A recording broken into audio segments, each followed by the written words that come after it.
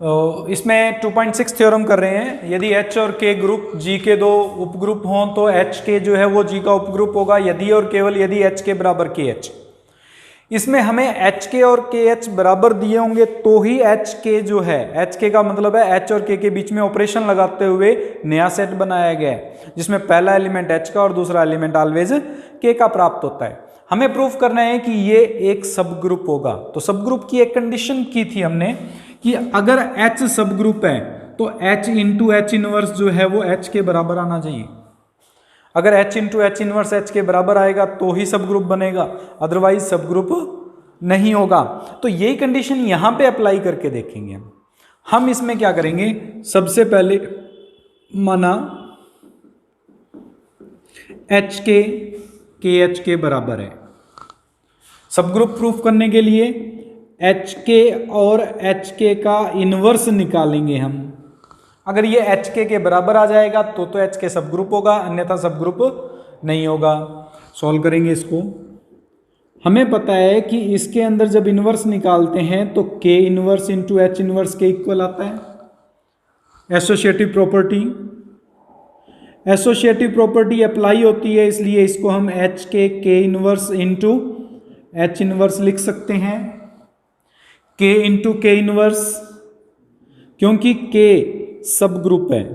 अगर K सब group है तो इसकी एक कंडीशन थी कि K इंटू K इनवर्स जो होगा वो ऑलवेज K के इक्वल आएगा, इसलिए हम इसको लिख सकते हैं HK इंटू H इनवर्स।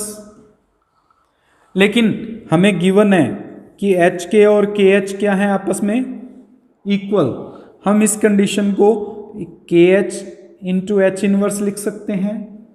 इस पार्ट को फिर से, क्योंकि H सब ग्रुप है, अगर H सब ग्रुप है तो उस केस में H इंटू H इनवर्स जो होगा वो किसके इक्वल आएगा, तो हम इस केस को लिख सकते हैं K इंटू H के इक्वल, और KH फिर से इक्वल है हमारे पास किसके, HK के। यानी HK और HK के इनवर्स का जब प्रोडक्ट करते हैं तो वो HK के इक्वल आ रहा है, अतः HK सब ग्रुप है। ये एक सब ग्रुप की कंडीशन को सेटिस्फाई करता है। ऑपोजिट करेंगे, विलोम करेंगे। विलोम में अब की बार हम लेके चलेंगे कि माना HK उपग्रुप है और हम सिद्ध करेंगे कि HK और KH क्या है आपस में इक्वल। HK और KH को इक्वल प्रूफ करने के लिए अगर HK उपग्रुप है तो हमें पता है कि HK का जो इनवर्स होगा वो HK के बराबर होना चाहिए, तभी उपग्रुप की कंडीशन सेटिस्फाई। अगर HK का इनवर्स HK के बराबर है तो इसको लिख सकते हैं K inverse into H inverse is equal to HK। H और K उपग्रुप हैं तो K इनवर्स भी K के बराबर होगा और H इनवर्स भी किसके बराबर होगा, H के इक्वल होगा सब ग्रुप की कंडीशन से। दैट मीन्स KH और HK क्या है आपस में इक्वल है, प्रूफ हो जाएगा। तो अगर HK KH के इक्वल है तो सब ग्रुप होगा, और अगर HK KH के इक्वल हमारे पास सब ग्रुप है HK, तो ये दोनों इक्वल होंगे, ये दोनों इक्वल है तो HK सब ग्रुप बनेगा। दोनों हमारे पास कंडीशंस अप्लाई होती हैं।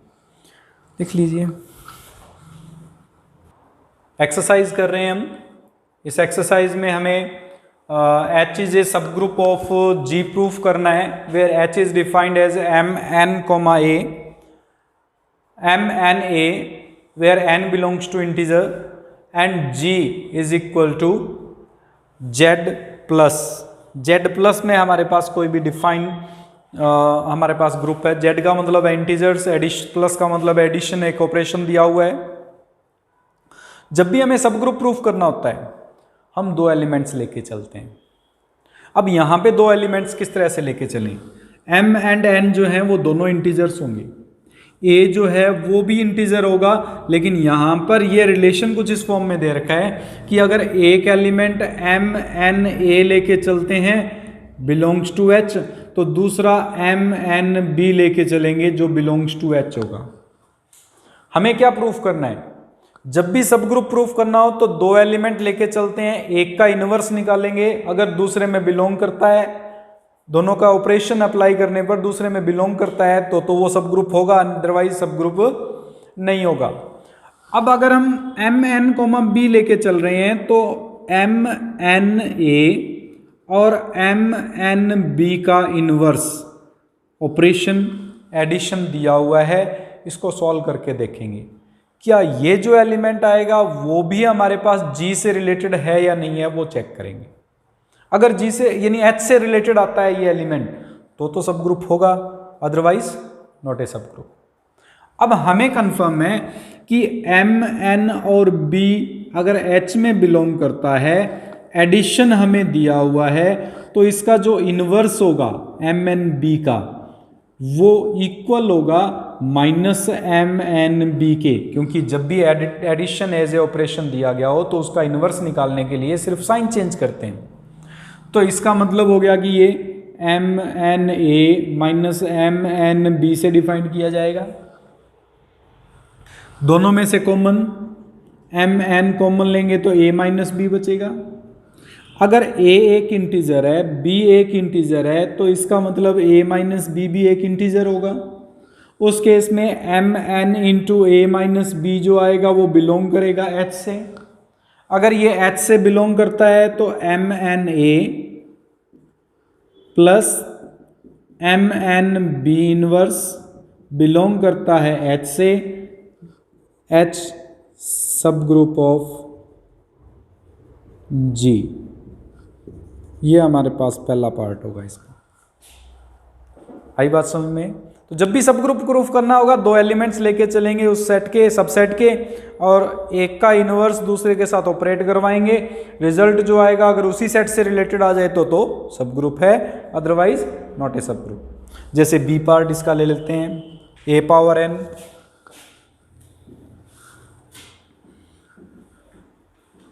n belongs to integer such n defined as r0 into का मतलब है नॉन जीरो रियल नंबर में मल्टीप्लिकेशन दिया हुआ है। n एक इंटीजर है, यानी पावर ऑलवेज एक इंटीजर बनेगी, ये हमें दिया हुआ है इसमें। अब इसके अंदर जब दो एलिमेंट्स लेके चलेंगे, मान के चलते हैं a की पावर m और a की पावर n h के एलिमेंट्स हैं, जहां m और n दोनों इंटीजर को रिप्रेजेंट करते हैं।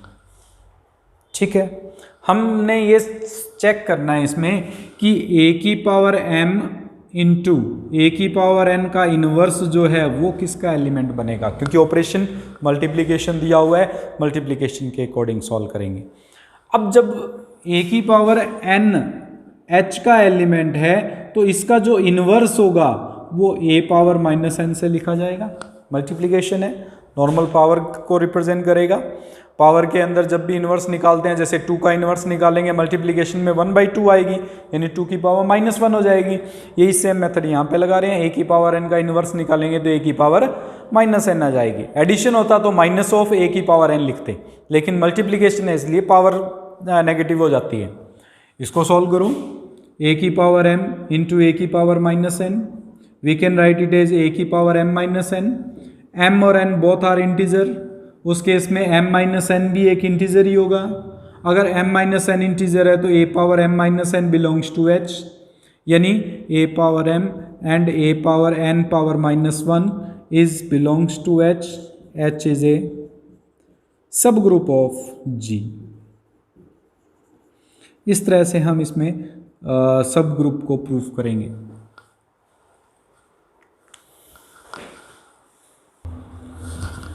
कि माना a plus iota b and c plus iota d belongs to h। हमें a plus iota b into c plus iota d का इनवर्स निकालना है। मल्टीप्लिकेशन दिया हुआ है तो डायरेक्ट मल्टीप्लिकेटिव इनवर्स निकालेंगे।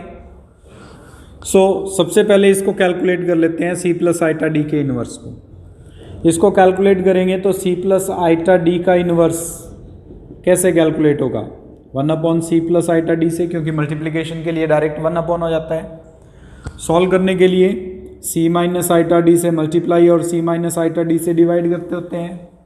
सॉल्व करेंगे तो c minus iota d upon सी स्क्वेयर प्लस डी स्क्वेयर बनेगा।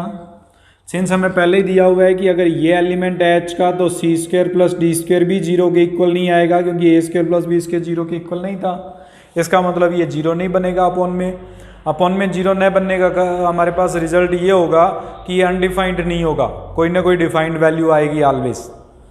अब अगर हम इसको a प्लस आइटा बी को मल्टीप्लाई करेंगे c minus iota d upon सी स्क्वेयर प्लस डी स्क्वेयर से, तो ये क्वेश्चन कुछ इस फॉर्म में बन जाएगा ac minus iota A D plus iota B C minus iota square B D upon C square plus D square. Multiplication की है, पहले a का इन दोनों से, फिर आइटा b का इन दोनों से। सॉल्व करेंगे, आइटा स्क्वेयर की वैल्यू -1 होती है, so a c plus b D upon C square plus D square minus iota into a D plus B C minus b C upon C square plus D square बन गया। अगर इसको plus करेंगे ये minus और ये plus हो जाएगा, ये कंडीशंस बनेंगी। अब A B C D all these values are belongs to Q. Q का मतलब एक प्रिमेय संख्या से संबंधित है, रेशनल नंबर से रिलेटेड है। अगर ये सभी रेशनल नंबर्स हैं तो a c plus b D upon C square plus D square भी एक, अगर पी के इक्वल मान के चलें तो रेशनल नंबर बनेगा। और minus A D plus B C upon C square plus D square ये भी अगर क्यू के इक्वल लेट करके चलें तो ये भी एक रेशनल नंबर यानी प्रिमेय संख्या बनेगी, क्योंकि पी बटे क्यू रूप में प्राप्त हो रही है हमारे पास। अगर ये सॉल्व करते हैं तो p प्लस आइटा क्यू बनता है, जहां P square plus Q square की वैल्यू कभी जीरो नहीं होगी। उस केस में ये जो वैल्यू है वो वापस h से रिलेटेड आ रही है, क्योंकि h में वही एलिमेंट्स जो तो a प्लस आइटा बी की फॉर्म में लिख सकते हो, ये भी तो a प्लस आइटा बी या p प्लस आइटा क्यू की फॉर्म में लिखा जा रहा है, जहां p और q दोनों रेशनल नंबर्स हैं। इनका स्क्वेयरिंग करके ऐड करके देख लेना, ये कभी भी जीरो के इक्वल नहीं आ सकते, ये कभी जीरो नहीं बनेंगे। अगर जीरो नहीं बन रहे तो h से रिलेटेड आ रहा है, h से रिलेटेड आ रहा है तो h is a subgroup of g। यहाँ पे हम लिख देंगे hence h is a subgroup of g।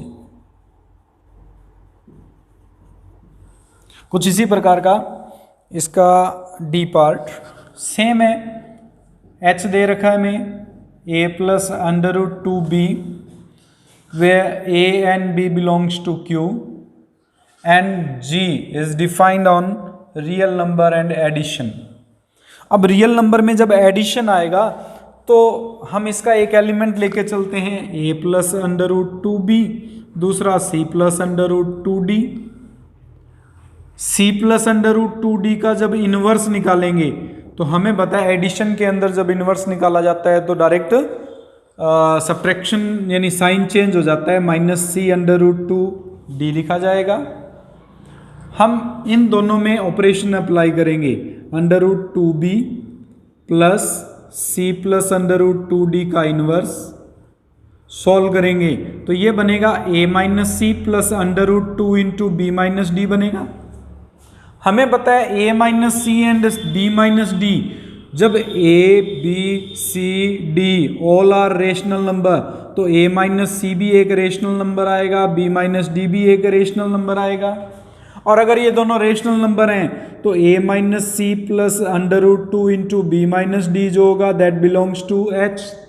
अगर ये h से रिलेटेड है तो a plus root 2b plus c plus root 2d inverse also belongs to h। h is a subgroup of g। Proof हो जाएगा। कुछ इस form में हमें इस क्वेश्चन नंबर 7 के बाकी के पार्ट्स ट्राई करके देखने हैं। आप दो एलिमेंट्स लेके इसको ट्राई करके देख लेना, जो डाउट्स हो वो मेरे से पूछ लेना, ठीक है।